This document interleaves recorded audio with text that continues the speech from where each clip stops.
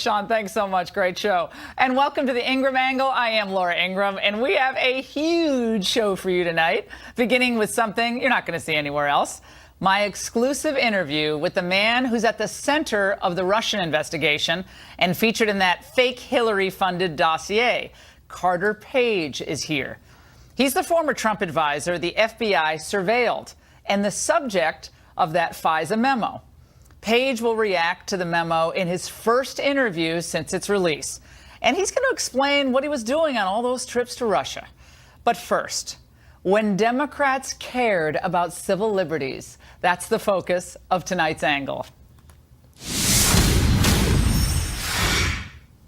Since the Friday release of the GOP House Intel memo, Democrats and their lackeys in the lamestream media have been in overdrive, attacking on four fronts. First, they downplay the memo as a big nothing.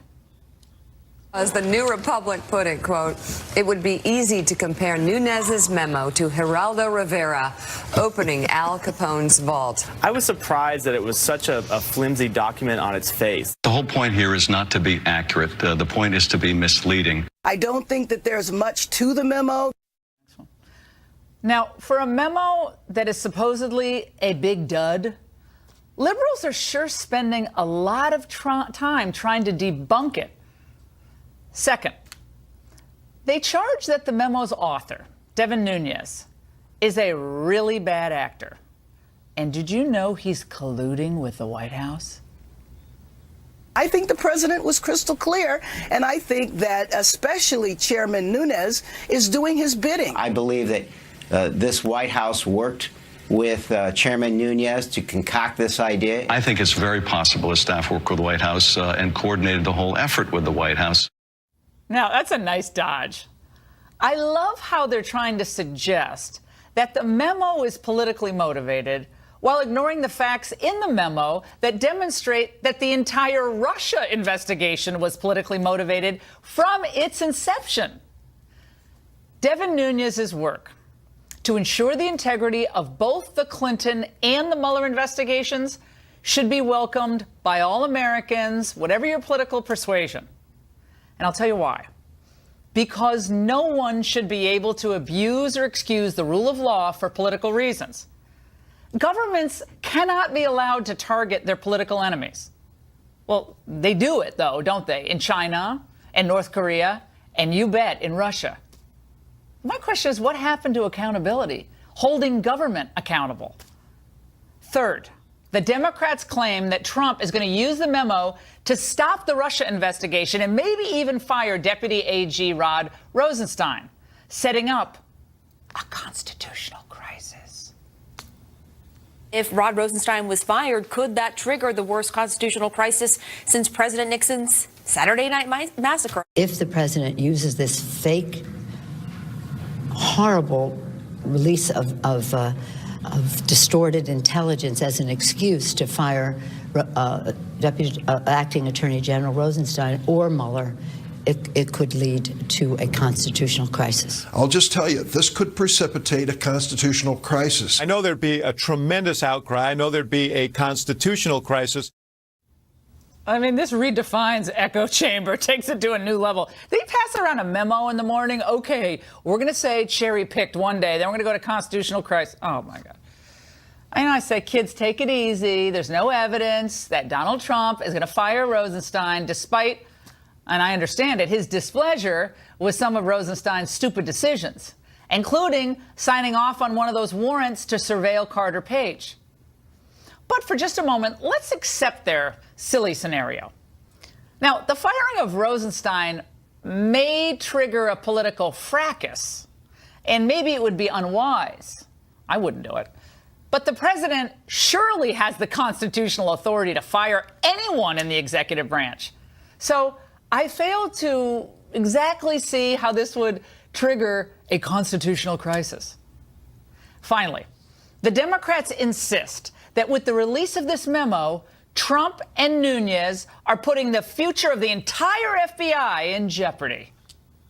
trying to undermine the FBI and the Department of Justice is really not in the best interests of America. The goal here is to undermine the FBI, discredit the FBI, discredit the Mueller investigation, do the president's bidding. This is a war on law. This is a war on justice. This is a war on the Justice Department. This is a war on the FBI. Well, it's also a war on understatement, Joe. Now, who is carrying out a war against the reputation, integrity of the FBI, if anyone did? Well, I'd say it's former Obama AG Loretta Lynch, former Obama FBI Director Jim Comey, and former Obama Deputy FBI Director Andrew McCabe, who waged war on the FBI by damaging its reputation. Now, how did they do that? Well, they put the FBI's future in jeopardy by eroding confidence in one of our treasured law enforcement institutions, because you cannot start spying on an American citizen as some kind of insurance policy against a presidential candidate you don't happen to like. In fact, you cannot surveil an American citizen based on falsified evidence at all, or by omitting a material fact in a FISA application for a warrant. But I'll tell you, the left just refuses to address the central point of the Nunes House Intel memo. I was thinking about this earlier today when I was hosting my radio show. Remember when Democrats used to care about protecting American civil liberties? Post 9/11, the ACLU warned about various ways the Bush administration was endangering the Bill of Rights. They warned about the Patriot Act and the growing surveillance society. By the way, I agree. And they sounded alarms over the weakening of the Freedom of Information Act by reclassifying documents as unclassified but sensitive. And the liberals even complained, and some other civil libertarians, about the fairness of these long no-fly lists. But this is my favorite part of this ACLU list of grievances, was number 8. Political spying. It was called political spying. Government agencies, including the FBI and the Department of Defense, have conducted their own spying on innocent and law-abiding Americans. Through the Freedom of Information Act, the ACLU learned the FBI had been consistently monitoring peaceful groups such as Quakers, People for the Ethical Treatment of Animals, Greenpeace, and the Arab American Anti-Defamation Committee, and indeed the ACLU itself. Well, PETA got surveilled, apparently, but I guess Carter Page and the Trump campaign just don't qualify for Fourth Amendment protections. The ACLU has been kind of silent. Now, there was a time when Democrats cared about things like FISA court abuses. The FISA court process is one of the most one-sided approaches in American government. I know of no other court that doesn't have some kind of adversarial discussion where there are two points of view. There should be some adversarial process, challenging it, questioning it, just as we do in the normal court. The opinions themselves will benefit by having an adversarial process in key cases where the court has the benefit of hearing the other side, of seeing opposing case law. Oh my gosh, my producer just said in my ear, look, he was on RT TV. Did you see that? That's great. Well, so they were all worried. Look at what could happen with the FISA court. But now, however, FISA is beyond reproach as long as it's used toward the ever noble goal of destroying Donald Trump, or preventing him back then of being president at all. Today on my radio show is with Rod Rosenstein, and as Deputy AG, could there ever really be a special counsel appointed to explore any of this? Or will it be up to Congress to find all the relevant documents and force his hand? Whatever happens, there is no doubt about the following. After all their years of claiming to be advocates for fairness and civil liberties, the Dems have been outed as frauds of the worst order. And that's the angle. In moments, we'll be joined by the man at the center of the revelations inside the Nunes memo. But first, who is Carter Page? And why did he become a target of the FISA court? Fox's Ed Henry joins us now from New York with more. Ed. Laura, great to see you. Carter Page is almost the Forrest Gump in this whole tale. Keeps popping up everywhere. But after these many investigations, nobody can quite figure out what he did for the Trump campaign, let alone whether he did anything wrong. The key Forrest Gump moment came on March 21st, 2016, when then-candidate Donald Trump appeared at a Washington Post edit board meeting, and the first question was about how he was going to finally reveal his foreign policy team. The context being it was hard for an anti-establishment candidate to get Republican foreign policy stalwarts on his team. So he wanted outside-the-box choices. The future president revealed only 5 names. One was he called George Papadopoulos an excellent guy and referred to another advisor simply as, quote, Carter Page, Ph.D., setting off a scramble over who this man of mystery was. Bloomberg News quickly noted the only real connection was they're both contrarians on Russia, wanting to work with Vladimir Putin in part because they believe policymakers in both parties are still clinging to a Cold War mindset. Ronald Reagan, in fact, sparked Page's interest in Russia at an early age after he saw Reagan on TV conducting arms control talks and noticed one of his advisors wearing a Navy uniform. The Gipper inspired him to enroll in the U.S. Naval Academy. He worked on arms control policy at the Pentagon, earned 3 graduate degrees, including that Ph.D. from the University of London. By 2000, he jumped into investment banking at Merrill Lynch. Because of a friendship with the Ukrainian billionaire, the firm had him open the Moscow office in 2004. For 3 years, he worked on deals with Russian state-owned energy companies. Fast forward to June 2013. Donald Trump was still on The Apprentice, and U.S. counterintelligence officials questioned Page about his contacts with a possible Russian spy, so he was on their radar before the campaign. During the campaign in July 2016, then-campaign manager Corey Lewandowski reportedly approved Page's personal trip to Moscow, where he gave a speech criticizing U.S. policy toward Russia and met with Russian government officials. None of that necessarily nefarious. By September 2016, Page was out. And in fact, tonight, Donald Trump Jr. told Tucker that Page was not a real player and suggested he was more of a, quote, patsy. Though Page told the Senate Intel Committee last year he was a regular presence at Trump Tower.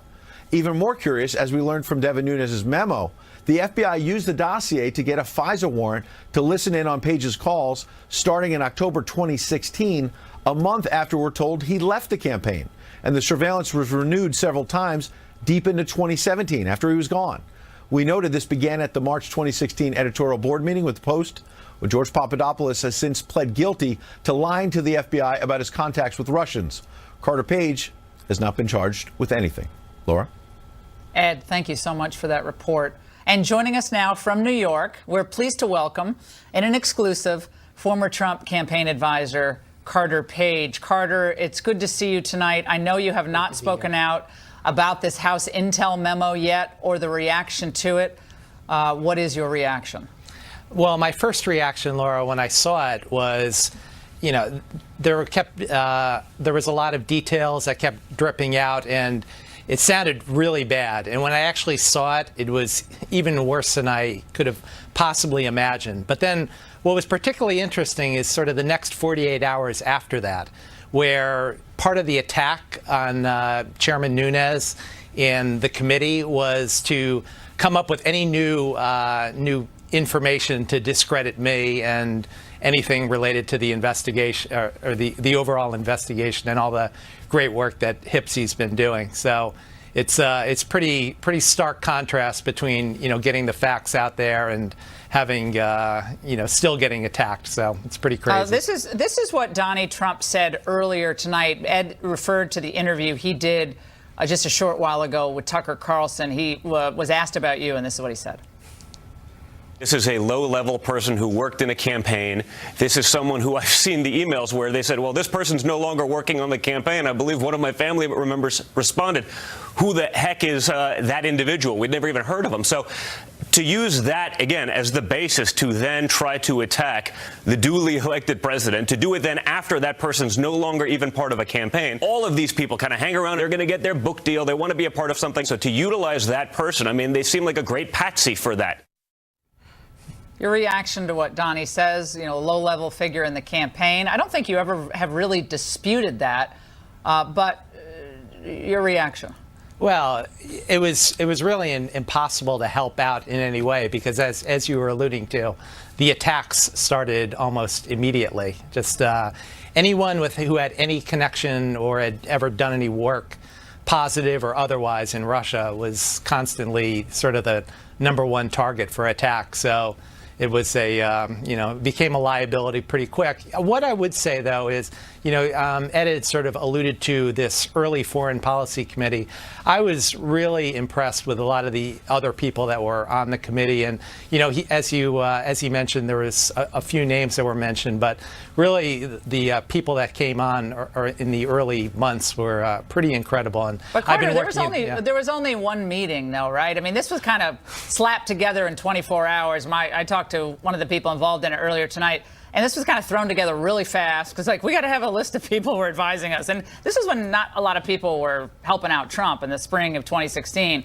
And so they came up with this list, and you guys had one meeting at the Trump International, I understood. But after that, there was no formal gatherings of this group. Is that correct?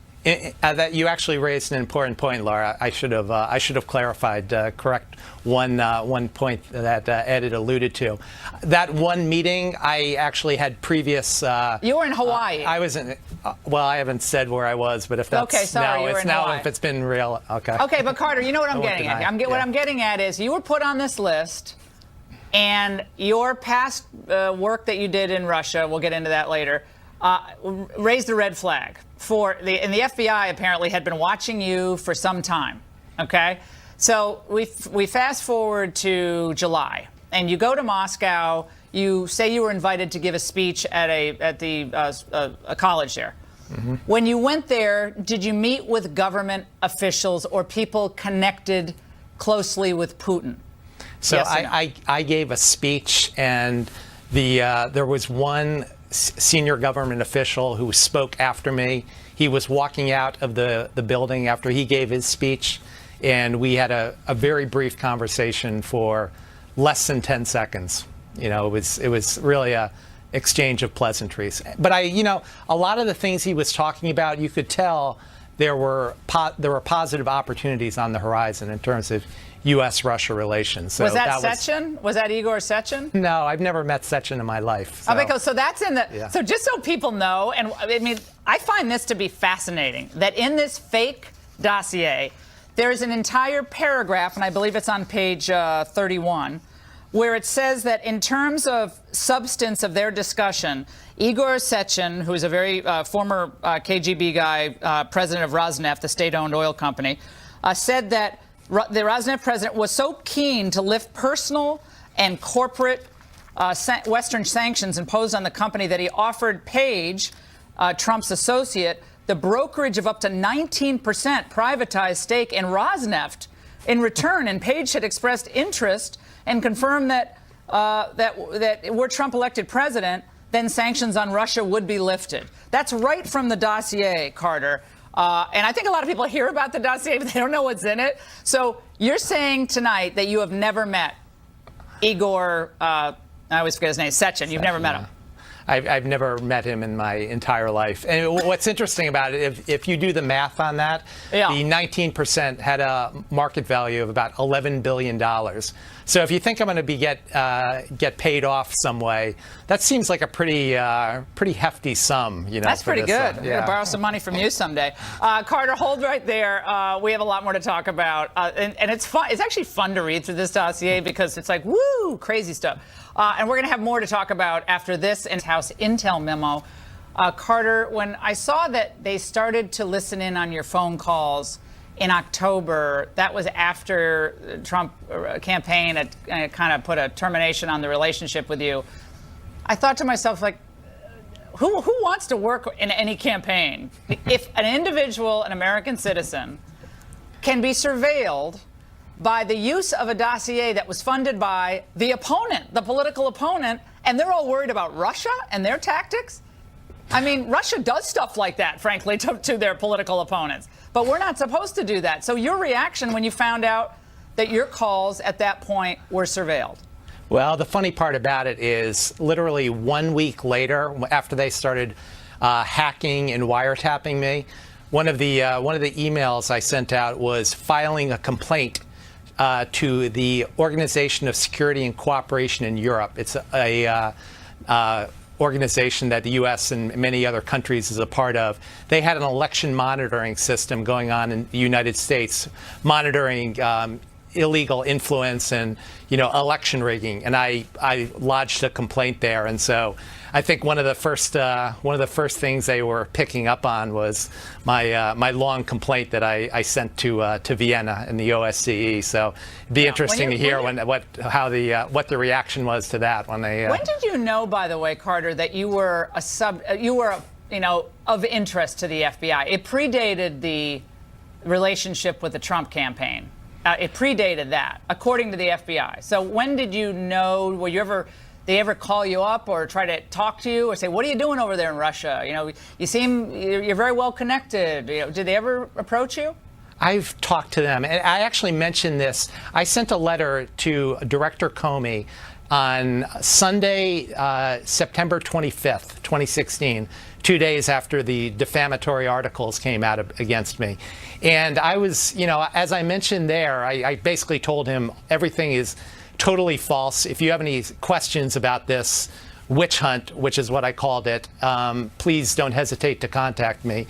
I would love to set the record straight and talk with your agents. And as I mentioned in that memo to Mr. Comey, I said, well, I've been in contact with members of the intelligence community for many, many years, and I'd be happy to help out, again, in terms of providing you some accurate insights. I mean, the way you are portrayed, and people who don't know you, I mean, I guess people just reading this quickly, headline readers, like, oh, Carter Page was a spy for Russia.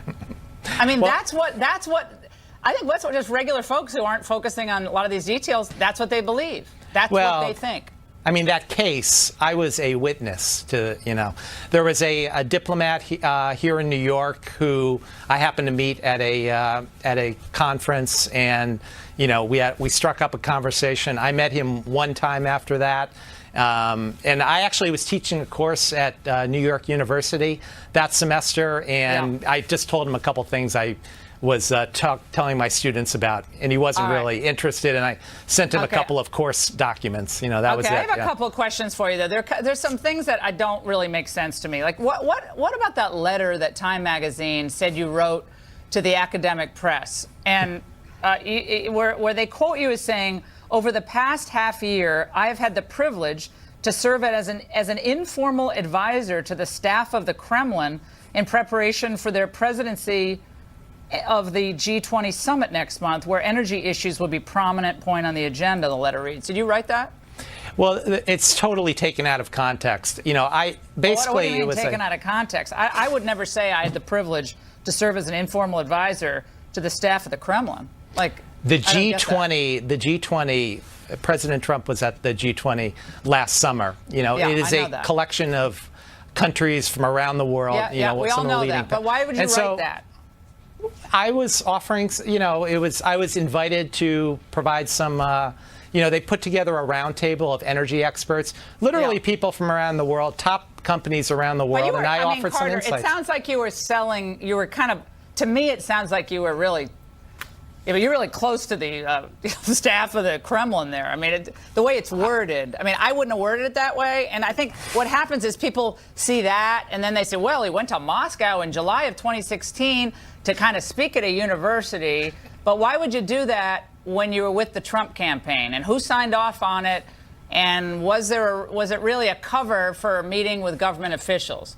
I know, that's what people think. Well, but this is where context is important. Basically, it was some ignorant academic who, I submitted it was a copy of my thesis, and they were considering it at a academic press for publication. And, they're coming back at me, coming after me with all these false sort of false concepts about what's actually going on in, Russia and across Eurasia and across Middle East, Asia, Europe. And, essentially having served and been part of that informal group, we had a couple of meetings, big deal. No, I got it. I think going to Moscow in July 2016, that you're just setting yourself up for scrutiny. I mean, did someone in the Trump campaign, did they okay you going? Did you ask them? I've seen varying accounts of that from you.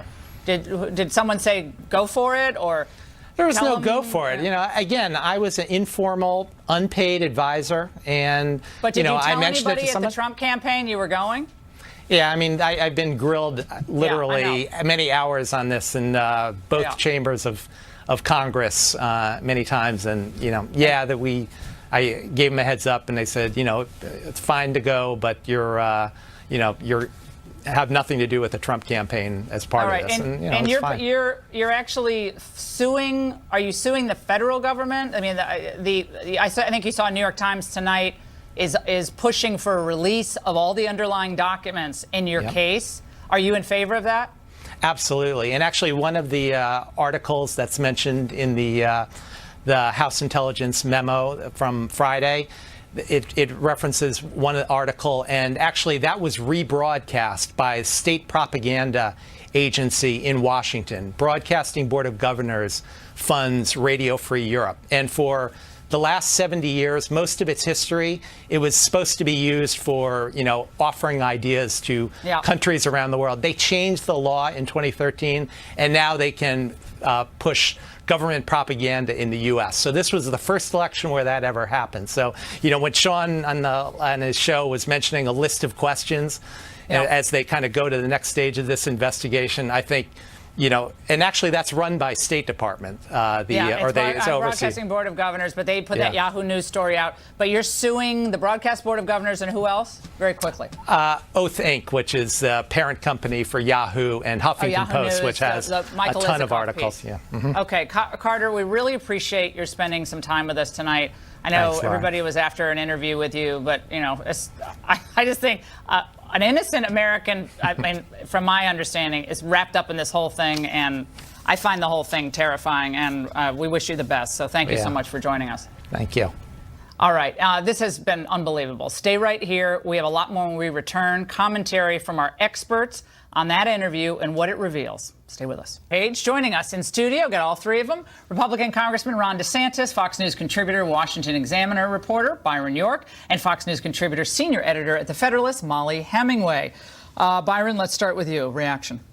Well, sometimes it's hard to actually get all the facts out of Carter Page because he just doesn't speak all that directly. But that point where he said, I've talked about this extensively with both houses of Congress, which is true. I mean, if you read the interview that he had with the House Intelligence Committee, it just went on and on and on and on.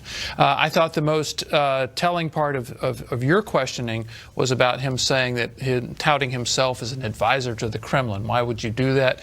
I think most people theorize, and we're just theorizing, that he was just trying to make himself look more of an insider than he was. That never happens in Washington or New York, where people inflate their resumes. Correct. Or Molly. Well, also, he was a businessman based in Russia for a long time. That's where he's done his life's work. He does have contacts with Russia. That is actually not a crime to have these things. And so just seeing him and seeing him talk about some of these things is very interesting. This is a man who has had all the power of the federal government going up against him. You know, they're surveilling him, and also this has very much affected his life and his reputation, his business relationships. I think it's time for the federal government, if they think he's guilty of something, they need to put up or shut up and let this man attempt to reclaim his life. They have not told him he's a target of the investigation, Ron.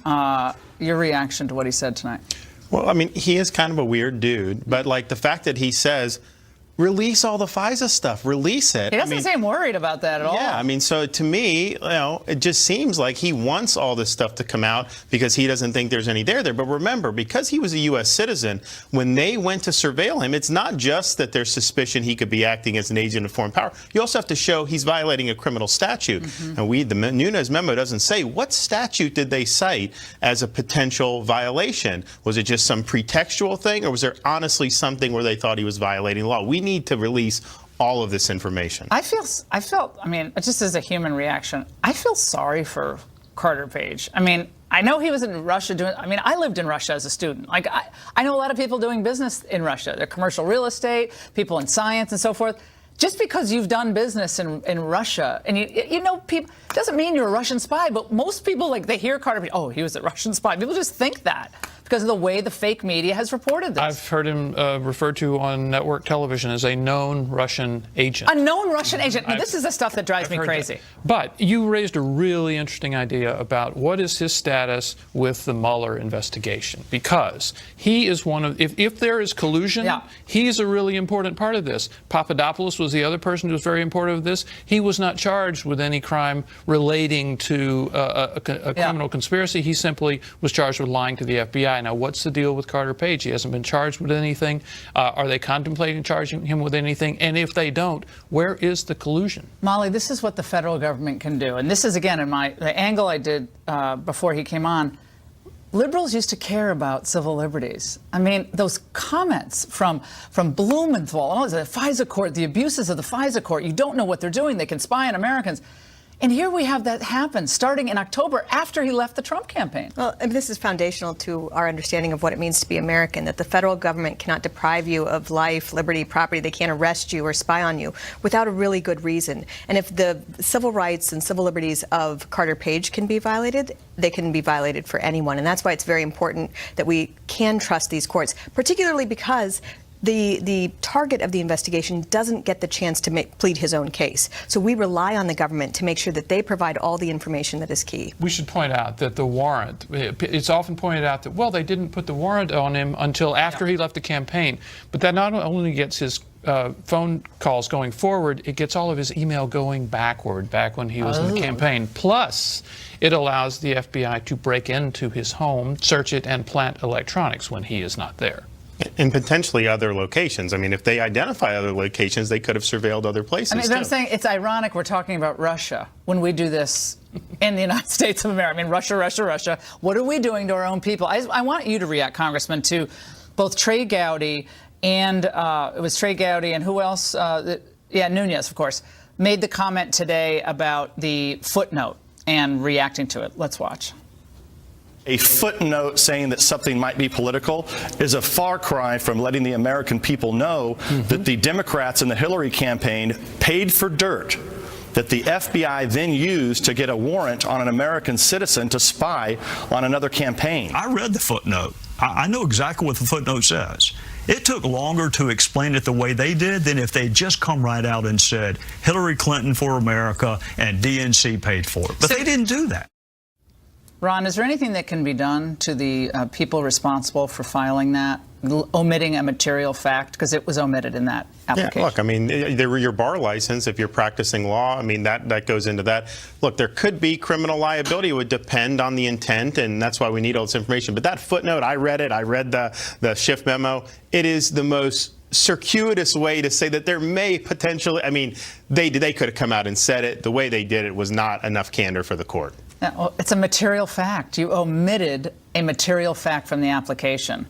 If I were that FISA judge, I would be livid because it makes the judge make the wrong or potentially the wrong decision. It's the key question. Should the FBI be lured into surveilling a political opponent using opposition research bought and paid for by the opposing campaign? That's the key question. China would do it. Russia would do it. North Korea would do it. Cuba would do it. And apparently we can do that in the United States very quickly. That paragraph in the Nunes memo was very, very clear. It says they didn't tell them that the DNC and the Clinton campaign was paying for it, and they did not. 100% true. Even the Schiff memo will not dispute that. And we're going to be looking for the State Department shoe to drop perhaps on this. I know you've been writing about it, Molly. You've been talking about it. Thank you all. Great stuff, guys. And by the way, while Democrats are fixating on Russia, another overseas threat is growing. Victor Davis Hanson explains in studio next. An influence across the globe. Joining us here in the studio to discuss is Stanford professor, columnist, great guy, brilliant, Victor Davis Hanson. VDH, good to see you, man, in the studio. Love it. Thank you. I always have you on the radio, but I hardly ever get to see you. Before we get into that, I want to just get your reaction very quickly to the Carter Page interview, what he said. I think he was a tragic figure. I feel bad because he wouldn't have been where he is had there not been this crazy mythographic dossier and had he not just sort of volunteered for Trump and he was used. Carter Page, he was at Russia, and therefore we can surveil him and see what turns up from other people. So he was a tool. And he's probably, I think every trial lawyer in Washington, D.C. is watching your show tonight because he's got a lot of possible suits against Fusion, GPS, Steele, Glenn Simpson, DOJ, FBI. Yeah, it never ends. I hope he finds redemption. And meanwhile, as it's Russia, Russia, Russia, you and I talk about this a lot on the radio airwaves, but China is slowly but surely amassing a huge band of influence across the globe in academic institutions. Let's just start there. Yeah. Well, China's got 10 times the GDP as Russia. It's got 5 times the population. It's a real threat. And it's sort of doing what Japan did in the 1930s with a greater Asia prosperity sphere. So it goes to these neighbors, the Philippines, the Japanese, and it says the United States is in isolation, it's on the wane, cut a deal with us. And we used to check that with a huge Navy. That was what the American Navy did in World War II and during the Cold War. And the Navy is down below 300 ships. At the same time, we always would triangulate with Russia and say, we have issues, you have issues, but we have common ground against radical Islam, and we're worried about China. But we've given that card up because of this crazy hysteria over Russia. So we could be working with Russia on various fronts. We don't agree with them on a bunch of things, but we could be working with them more or at all on fighting the jihad. Yeah, they have a border with North Korea. They have a nuclear Pakistan. They have a nuclear India. They have a nuclear China. They have a nuclear North Korea. They don't need another nuclear Iran on their border, and they had problems with their Muslim population. So talk about why the global elites have flocked to protect China and now flocked to demonize Russia. China is good and deserving of our attention. Yes. They have some problems. Russia's the real threat. Russia's economy is smaller than France's. Yes. But remember, Russia wasn't the real threat. After Bush clamped down in East Ossetia, the Clinton administration, Clinton and the Obama administration said, you've been too hard on Russia. We're going to reset. We got that little plastic red button from I think it came from a jacuzzi in Geneva, and she pushed it and said, Romney was the person who was hysterical. And then the hot mic exchange with Obama about missile defense and I'll be flexible after the election. Russia was good, and then suddenly Russia was bad because the narrative changed. And China has always been the obstacle because 1/4 of the world's trade, half its oil goes right through the South China Sea, and now they have a valve at the Spratly Islands. They can control it, and they could stop North Korea tomorrow. Victor Davis Hanson, come on radio tomorrow if you can. We'd love to have you on, thank you. As always. And up next, we'll explain why CNN seems so smug and satisfied with bad news today. And this just in, CNN finally has something to be happy about. Millions of Americans losing their money. Wolf Blitzer reported today's nearly 1,200-point drop in the Dow with an odd satisfaction that seemed to say, it's bad for America, but it's okay because it's worse for Trump. Breaking news, nosedive. The Dow plunges more than 1,100 points at the closing bell. The visual was pretty awful for the president. If I'm not mistaken, the 1,500 point, as low as it dropped, was in the middle of his speech. Any president would be aware of that. This president uniquely so, due to how much cable television he consumes. Well, whatever cable TV he's consuming from the ratings, I can tell you, it ain't CNN. Had these guys actually been paying attention to the president's event in Cincy today, they would have seen clear signs of an economic renaissance in the heartland. Now, about half of Americans aren't in the stock market, but they've seen record bonuses and pay raises generated, many of them, most of them, by Trump tax cuts. So what Nancy Pelosi calls crumbs, ordinary Americans call a godsend, as they told the president today. What it means to my family is the same that it means to all hardworking American families right now who are reaping the benefits of your tax cuts. It means that we'll have more money in the bank, more money to make ends meet. Personally, for my family, my husband Tim and I are in the process of buying a home, and in the fall, both of my kids, Katie and Matthew, will be going to college. So we'll be using that money. It'll just help us make ends meet.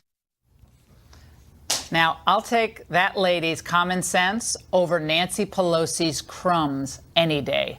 Main Street is getting helped by Trump.